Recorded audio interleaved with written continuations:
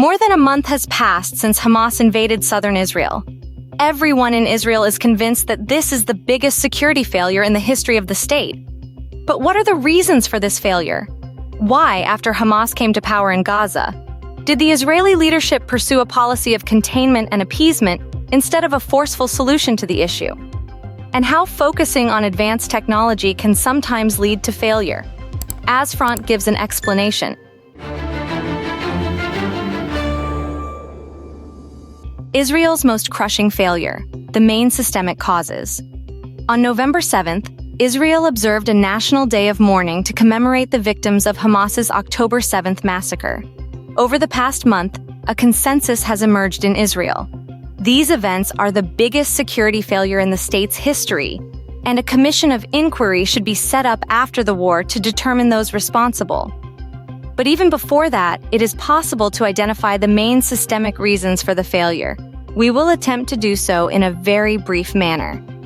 The mechanism of formation of the ruling coalition in Israel favors the appointment of incompetent people to the posts of ministers and executive officers of state agencies. In addition, under Prime Minister Netanyahu, who has been ruling the country since 2009, ministerial posts were increasingly occupied by coalition partners who cared more about the narrow sectoral interests of their constituents than about solving problems on a national scale. This was reflected in defining the government's priorities and budget allocation.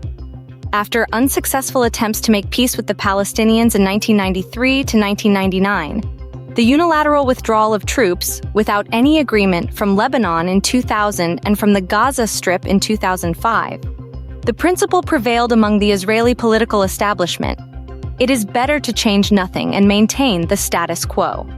Therefore, after Hamas seized power in the Gaza Strip in 2007, the Israeli leadership preferred to pursue a policy of containment and pacification. They supplied electricity, water, and fuel to Gaza, transferred financial resources there, and employed thousands of Gaza residents in Israel. The main thing is not to solve anything radically and not to undertake anything. This is despite periodic rocket attacks from the Gaza Strip and statements by Hamas leaders about their desire to destroy Israel. Suffice it to recall that on the 30th of September 2021, Hamas held a conference in Gaza on the reconstruction of Palestine, from the Jordan River to the sea after complete liberation from the Jews. Since the early 1990s, a process of massive bureaucratization has been taking place in the Army and Special Services. In the Special Services, it was aggravated by the failures of the 1990s in Europe, Jordan, Syria, and the West Bank of Jordan. In the Army, by the effect of the Second Intifada of 2000 to 2005. As a consequence, superiors at all levels became more concerned with the legality and legal justification of their actions than with results. Gradually, these structures became huge, unwieldy bureaucratic machines. Frequently, the staff apparatus and support units ate up almost as much of the budget as the operational units. The latter were deprived of the initiative, daring, and creativity, which in the 1950s and 1970s had been the hallmark of Israel's Army and Special Services. Since the 2000s, following the private market, the Army and intelligence services have believed in the power of advanced technology. This included investing $1.85 billion in a high-tech barrier line along 65 kilometers of the border with the Gaza Strip. The same applies to the favoring of advanced technology in gathering intelligence on Hamas, which was easily bypassed by the latter in preparation for the invasion by acting in an old-fashioned way. Due to the increasing politicization of universities, tight budgets, and the fashion for high-tech and other more lucrative professions, the level of humanities education in Israel has steadily declined since the 2000s. The change of generations created a growing shortage of qualified specialized analysts in the intelligence services.